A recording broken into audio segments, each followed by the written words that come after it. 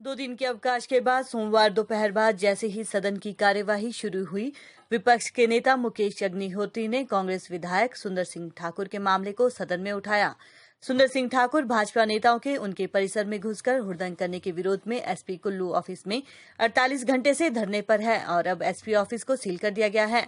इस पर मुख्यमंत्री ने सफाई दी और कहा कि मामला कोर्ट में है।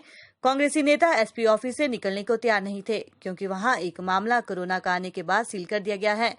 विपक्ष का आरोप है कि जो मामला आया है उस पर जवाब नहीं दिया जा रहा, जबकि सीएम का कहना था कि वे जवाब दे रहे हैं। लेकिन विपक्षी सदस्यों ने सीटों से उठकर सदन में भारी शोरगुल शुरू कर दिया और नारेबाजी शुरू कर दी।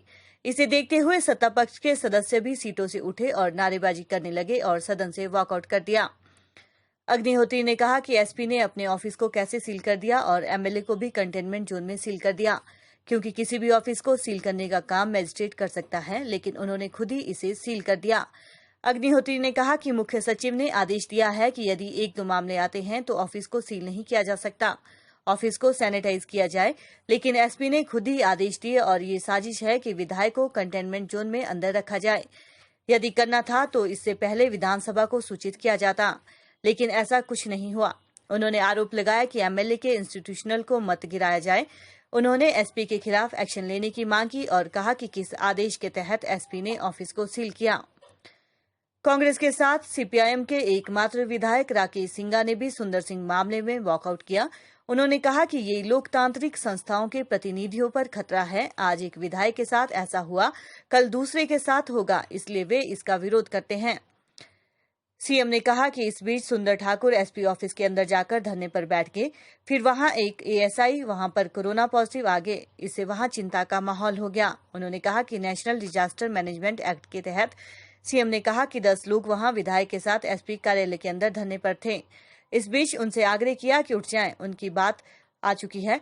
उनकी मांग है कि महेश्वर सिंह को गिरफ्तार किया जाए। उन्होंने कहा कि आज सुंदर सिंह ठाकुर ने सभी कांग्रेसजनों को वहां आमंत्रित किया।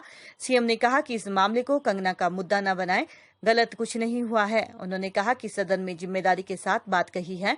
किसी भी विधायक और मंत्री के घर बाहर प्रदर्शन नहीं होना चाहिए। इस मामले में हर आवश्यक कार्रवाई की जाएगी।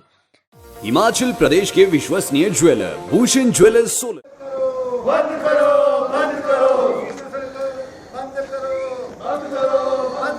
धक्काशाही नहीं चलेगी, नहीं चलेगी, नहीं चलेगी, नहीं चलेगी। जो हिटलर की चाल चलेगा वो हिटलर की मौत मरेगा। इंस्टीट्यूशन को बदनाम करना बंद करो, बंद करो, बंद करो, बंद करो, बंद करो। विधायकों का अपमान करना बंद करो, बंद करो, बंद करो।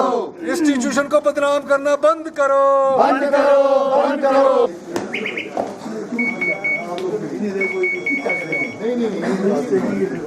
अरे एक ही बार पकड़ो ना भाई, उसने जवाब कर दिया। नहीं जवाब क्या दिया, तो पॉलिटिकल देना।